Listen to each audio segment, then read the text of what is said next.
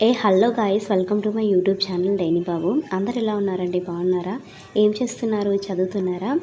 అయితే అండి, ముఖ్యంగా ఈ వీడియో తీయడానికి రీజన్ ఏంటంటే, కొంతమంది సిస్టర్స్ అయితే ఇలా కామెంట్ అయితే చేశారు. అక్క, మేము హౌస్ వైఫ్గా ఉన్నాము, మీలాగే ఎలా చదవాలి, స్టడీ టిప్స్ కొన్ని అయితే చెప్పండి అని చెప్పేసి అయితే కామెంట్ చేయడం జరిగింది. సో అందుకని చెప్పేసి అయితే ఎంత బిజీ షెడ్యూల్లో అంటే, ఎగ్జామ్ దగ్గరగానే ఉంది కదండి, ఆర్ఆర్బీ ఎన్టీపీసీ. సో ఇంత బిజీలో కూడా నాలాగా చదువుతున్న వాళ్ళకైతే హెల్ప్ అవుతుంది కదా అని చెప్పేసి అయితే నేను వీడియో చేయడం అయితే జరిగింది. కొంతమంది అయితే స్టడీ టిప్స్ చెప్పమని అయితే అడుగుతున్నారు. సో నాకు తెలిసినంత వరకు అంటే నేను చదువుతున్న విధంగా అయితే కొన్ని టిప్స్ అయితే చెప్తానండి. మీకు ఇవి నచ్చితే కనుక మీరు కూడా వీటిని పాటించండి.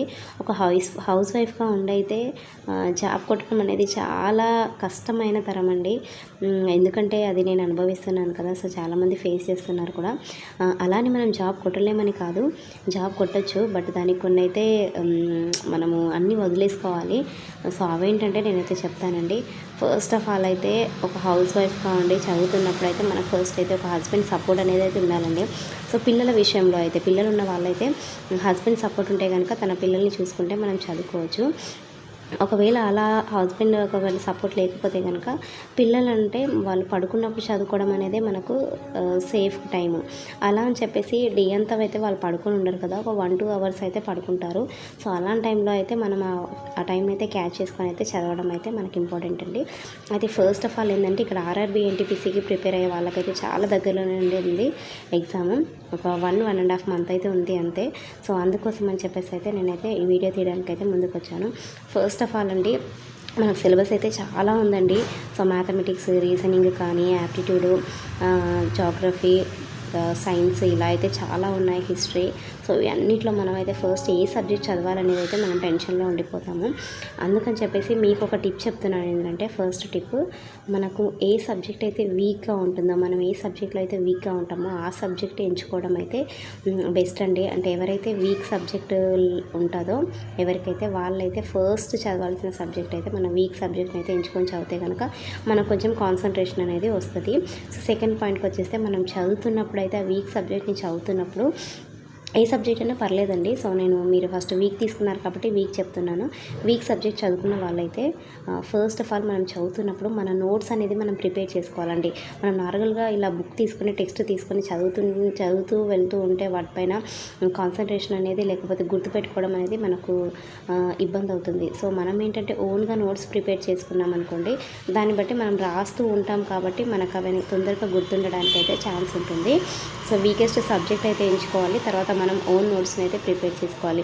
ఆ తర్వాత వచ్చేసి మనం ప్రిపేర్ చేసుకున్న నోట్స్ని అయితే మనము ఆ డేలో మనం ఏమైతే చదువుకున్నామో, సో పడుకునే టైంలో అయితే ఒక్కసారి దాన్ని మనము రివైజ్ చేసుకోవాలి. అంటే రిమెంబరింగ్ చేసుకోవాలి, రివైజ్ చేసుకోవాలి. మనం ఏం చదివామో, ఏ టాపిక్ చదివామో అని చెప్పేసి రివైజ్ చేసుకోవాలి. ఒకవేళ మనకి రివైజ్ చేసుకోవడం ఇబ్బంది అయితే కనుక, మన ఇంట్లో ఉంటారు కదా పిల్లలు కానీ, లేకపోతే హస్బెండ్ కానీ, వాళ్ళకైనా మనం ఆ టాపిక్ని ఎక్స్ప్లెయిన్ చేస్తూ ఉంటే కనుక, సో దాంట్లో ఉన్న క్వశ్చన్స్ కూడా ఇంకా మనకు రేజ్ అయ్యి ఇంకా మనం బుక్ ఓపెన్ చేసి దాని గురించి ఇంకా కొత్త విషయాలు తెలుసుకునేడానికి అయితే మనకైతే ఛాన్స్ ఉంటుంది. అలానే ఇంకొక టైం టేబుల్ కూడా మనం మెయింటైన్ చేసుకోవాలి హౌస్ వైఫ్స్. అదైతే నేను మళ్ళీ మీకు ఇంకో వీడియోలో అయితే చెప్తానండి. ముఖ్యంగా అయితే మనం ఒక స్టడీ స్పేస్ని ఎంచుకోవాలి. అందరు ఉన్న దగ్గర అయితే మనం తప్పకుండా ఇలా చదవడం అయితే చాలా ఇబ్బంది అవుతుందండి. సో ఒంటరిగా మనం ఎలాన్గా అయితే, అంటే ఒంటరిగానే స్టడీ అనేది చేయాలి. ఒక రూమ్లో వెళ్ళేసి ఒంటరిగా చదువుతున్నప్పుడే మనకు అది బ్రెయిన్కి అనేది ఎక్కుతుంది. ఆ తర్వాత కంటిన్యూగా కూడా మనం చదవద్దండి. మన బ్రెయిన్ని కూడా రిలాక్స్ చేసుకోవాలి కొంచెము. ఎందుకంటే కంటిన్యూగా చదివినా కూడా స్ట్రెస్ అయిపోయి మళ్ళీ హెల్త్ ఖరాబ్ అవుతుంది కదా. సో అందుకని చెప్పేసి బ్రెయిన్కి మనం కొంచెం రిలాక్స్నెస్ కూడా ఇవ్వాలి. సో ఇలా రిలాక్స్నెస్ ఇచ్చేటప్పుడు కూడా మనము ఏంటంటే, నైట్ అంతా ఇలా చదువుతూ ఉంటే కనుక నిద్ర వచ్చే అవకాశం ఉందండి. తప్పకుండా హ్యూమన్ బీయింగ్కి అయితే నిద్ర తప్పకుండా వస్తుంది. సో అందుకని చెప్పేసి ఆ నిద్ర వచ్చే టైంలో మనం ఏం చేయాలంటే, సో వాటర్ లేకపోతే టీ అయినా తాగాలి. సో టీ తాగామనుకోండి, మనకు నిద్ర అయితే తొందరగా వెళ్ళిపోతుంది. సో అలాంటప్పుడు మనం ఇంకా చదవడానికి అయితే ఛాన్స్ అయితే ఉంటుంది. సో ఆ తర్వాత వచ్చేసి అయితే ప్రాక్టీస్ అండి. తప్పకుండా ప్రాక్టీస్ ఉండాలి. మనం చదివిన దాన్ని తప్పకుండా ప్రాక్టీస్ చేయాలి. ఒకవేళ మ్యాథ్స్ అనుకోండి, మ్యాథమెటిక్స్ తప్పకుండా ప్రాక్టీస్ చేయాలండి. మనకు ఫార్ములాస్ కానివ్వండి, లేకపోతే మనకున్న టిప్స్, లాజిక్స్ అవన్నీ కంటిన్యూగా ప్రాక్టీస్ చేస్తూ ఉంటేనే మనకి గుర్తుంటుంది. సో ఇక్కడ ప్రాక్టీస్ అనగానే నాకు ఒకటి గుర్తొచ్చానండి. మన ఆల్బర్ట్ ఐన్స్టీన్ ఉన్నారు కదా, సో తన బ్రెయిన్ అయితే చాలా ఫాస్ట్గా ఉంటుంది, ప్లస్ చాలా ఇంటెలిజెంట్ అని కూడా అందరూ అంటూ ఉంటారు. సో కొంతమంది అయితే సైంటిస్టులు తన దగ్గరికి వెళ్ళి తను బ్రతికున్నప్పుడు, ఐన్స్టీన్ గారు మీ బ్రెయిన్ అయితే మేము చెక్ చేయాలి, మీరు ఇంత ఇంటెలిజెంట్గా ఎలా ఉన్నారు అని చెప్పేసి అయితే తను అడిగినప్పుడు తనకు ఒక లెటర్ రాసి వాళ్ళకి ఇస్తాడు సైంటిస్టులకి. ఈ లెటర్ తీసుకోండి, ఇది నేను చనిపోయినప్పుడే మీరు చదవాలి, అప్పటి వరకు చదవద్దు అని చెప్పేసి అయితే చెప్తాడు. సో కొన్ని రోజుల తర్వాత ఐన్స్టీన్ అయితే చనిపోతారు. తర్వాత వాళ్ళ బ్రెయిన్ తీసుకొని అయితే చెక్ చేస్తారండి. దాంట్లో ఏం ఉండదు వింత. సో మనకున్న లాగానే తనకు కూడా బ్రెయిన్ ఉంటుంది, కానీ తను ఇంటెలిజెంట్. సో అప్పుడు వాళ్ళు ఆ లెటర్ తీసి చదివినప్పుడు తను ఏమని ఉంటుందంటే, మీలాగే నాకు కూడా సేమ్ బ్రెయిన్ ఉంది, బట్ కాన్సన్ట్రేషన్, స్టడీ, ప్రాక్టీస్ అనేది ఇంపార్టెంట్ అనేది తను చెప్తారు.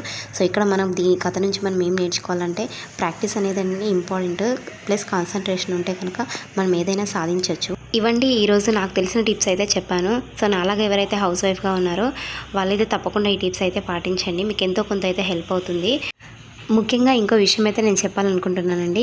ఎవరైతే ఇక్కడ గవర్నమెంట్ జాబ్స్కి ఏ గవర్నమెంట్ జాబ్ కైనా ప్రిపేర్ అవుతూ ఉంటే కనుక మనకు తప్పకుండా మన దగ్గర ఉండాల్సినవి ఏంటంటే, ఒకటి డిక్షనరీ ఉండాలండి. సో మనం ప్రిపేర్ అవుతున్న సబ్జెక్ట్స్కి సంబంధించిన బుక్స్ అయితే ఉండాలి. ప్లస్ వచ్చేసి ఒక వాటర్ బాటిల్ అయితే తప్పకుండా ఉండాలండి. మన కాన్సన్ట్రేషన్ చేంజ్ అయినప్పుడల్లా మనం వాటర్ తాగితే కనుక కొంచెం రిలాక్సేషన్ ఉంటుంది. సో వాటర్ బాటిల్ ఉండాలి. అలాగే మనకు మ్యాప్ ఉండాలండి. లైక్ మన ఇండియా మ్యాప్ ఉంటుంది కదా, మన స్టేట్ కానీ క్యాపిటల్స్ స్టేట్స్, మన ఇండియా మ్యాప్ ఉంటుంది కదా, వరల్డ్ మ్యాప్. సో తప్పకుండా అయితే ఒక మ్యాప్ అయితే కొనుక్కోండి. సో అలా లేకపోయినా అట్లాస్ బుక్ అనేది ఉంటుంది కదా, సో ఆ బుక్ తీసుకున్నా కూడా మీకు మ్యాప్ అనేది ఇంపార్టెంట్. సో మనం అక్కడ చూసుకొని అయితే చదువుకోవచ్చు. Water bottle, text books, dictionary, atlas ఇలా కొన్ని మనం దగ్గర పెట్టుకుంటే కనుక మనం ఈజీగా అయితే మనం అయితే క్రాస్ చేయొచ్చు, గ్రేడ్ అయితే తెచ్చుకోవచ్చు. ఇంకొకటి తప్పకుండా ఏంటంటే, మనకైతే ఒక బుక్ ఉండాలండి, ప్రాక్టీస్ బుక్. మనం నోట్స్ ప్రిపేర్ చేసుకోవడానికి నోట్ బుక్ ఒకటి పక్కన ఉండాలి, ప్లస్ ప్రాక్టీస్ బుక్ కూడా ఒకటి ఉండాలి. రఫ్గా మనం రాసుకుంటాం కదా, సో అలాంటిది ఉన్నా కూడా మంచిది. ఇవ్వండి ఈరోజు టిప్స్. నచ్చితే కనుక లైక్ చేయండి. మరెన్నో ఇలాంటి వీడియోస్ కోసం అయితే ఛానల్ని సబ్స్క్రైబ్ చేసుకోండి. నాలాగా హౌస్ వైఫ్గా ఉండి ఆర్ఆర్బీ, ఎన్టీపీసీ కానీ మిగతా ఎగ్జామ్స్కి ప్రిపేర్ అవుతున్న వాళ్ళందరికైతే ఆల్ ద బెస్ట్ అండి. ఎన్టీపీసీకి ప్రిపేర్ అవుతున్న వాళ్ళైతే త్వరగా చదువుకోండి. ఎగ్జామ్ డేట్ అయితే చాలా దగ్గరలోనే ఉంది. Thank you for watching the video.